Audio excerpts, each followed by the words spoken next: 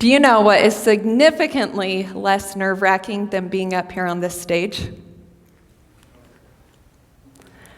Climbing Half Dome, knowing that my life is in the hands of a simple rope and a pressic knot. So, if it seems like I am up here walking on edge, it's because I'm pretending like this is a 2,000-foot cliff, and I am not speaking in front of a room full of people. Today, I am on this TEDx stage in my hometown, trying to convince you all I have something worthwhile to say. Today, this is my hard climb. Up until 6 years ago, I lived my life mediocre at best. Challenges came my way, and life most certainly was not easy, but I never intentionally chose something that felt too hard. I fell victim to taking that path of least resistance and living my life through the lens of others.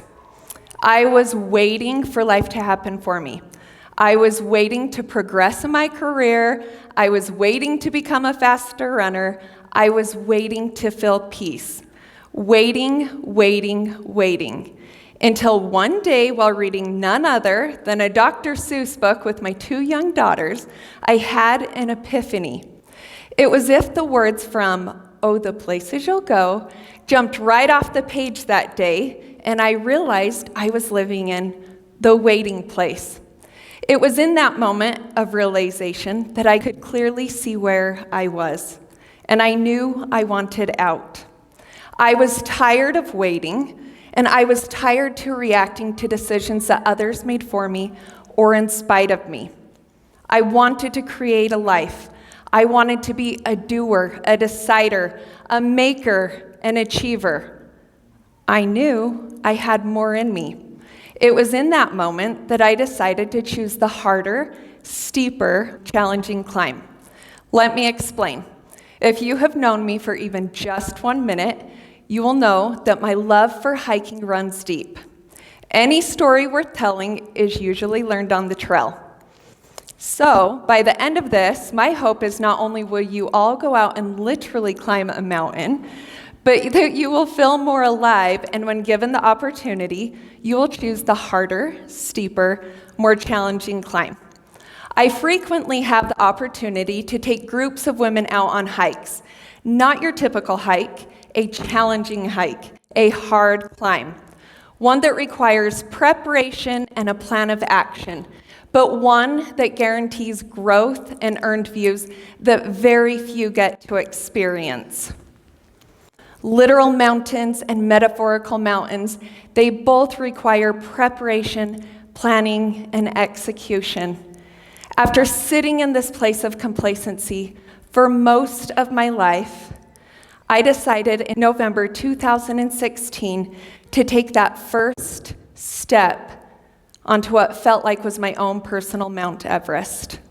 On Thanksgiving Day, I decided to leave a community and a culture that I was born into, a religion I had practiced for 31 years of my life. My life felt like it had crumbled overnight. Friendships vanished, family dynamics shifted, and trust was lost.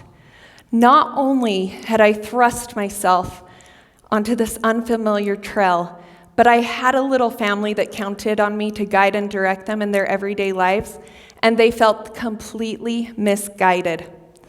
That first difficult step was shortly followed by divorce, and what would be the hardest 2 years of my life. I often felt like giving into that sense of defeat and darkness. It is normal to feel like a failure, and man alive, did I feel like a failure. I felt lost and alone. Oftentimes, when I am on a hard hike, I have moments where I feel fear, exhaustion, and defeat. And sometimes those thoughts are the only things that consume my mind. But here's the thing when hiking. You can have all of the cheerleaders and all of the support around you, but you are the only person that can get you up that mountain or out of that canyon. I learned this lesson best in one of my favorite places, none other than the Grand Canyon. Those of you not familiar with the magnitude of the Grand Canyon, we were hiking rim to rim to rim in 2 days. That's the north rim of the Grand Canyon to the south rim of the Grand Canyon and back again. It's a grueling 47 miles with about 7,000 feet elevation gain. I want you to imagine that you're staring at a wall that's over 1.5 miles tall, and that's the last 4 miles of your hike. On the second go of hiking rim to rim to rim, I found myself laying on the floor of the Grand Canyon. Because I had done this before, I thought I had made it through the hardest part of our hike. But here I was, tired and defeated, and I did not want to finish the hike. I literally wanted a helicopter to come in and take me out of that canyon. But I knew better. I had done this before. I was prepared for this. I knew what a hard climb felt like. Despite my bleeding blisters and my worn-out feet, I knew I had the ability to carry myself those last grueling miles. It was in those painful moments that I realized that I did have it in me, and so do you. That is what the power of the hard climb has the potential to teach us, that in those moments of defeat, that we have the ability to carry ourselves, pack included, to the finish line. The most amazing thing happens when you start to climb. You gain muscle you never knew you had. Your heart and your lungs become stronger, and you learn to breathe through the discomfort. You learn where to pivot when you feel like you've hit the dead end, and you realize it's not actually the end. You get these wild ideas, and you realize that you're far more capable of doing things than you ever thought you could before. I know this because of the miles on those boots. I know this because I practice this. My career has grown where I now have the opportunity to take groups of women out so that they can experience what it is like to physically and emotionally summit a mountain. I have taken my love for the climb so that they can prove to themselves that they have it in them too. In the words of one of the women who hiked rim to rim to rim, she said, "The power isn't in the physical ability necessarily. It's that we chose to take that physical challenge. It's more than that. It made me question, what else could I do, offer, or experience if I take that extra step to put myself in that place, situation, or conversation? What spectacular experience awaits by putting myself out there?" Choosing the hard climb is taking that next step, the step that most of us are afraid to take. I am up here on this TEDx stage, scared out of my mind.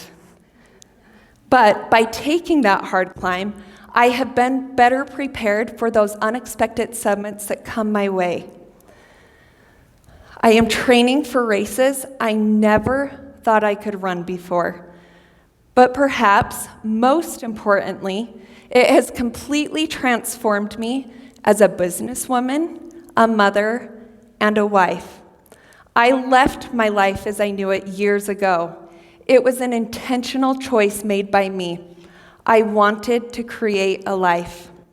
Today, I am remarried to the same man I divorced years ago. Together,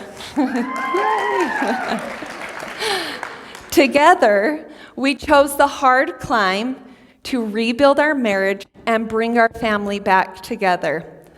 In October, we celebrated with a vow renewal on a cliffside in Hawaii.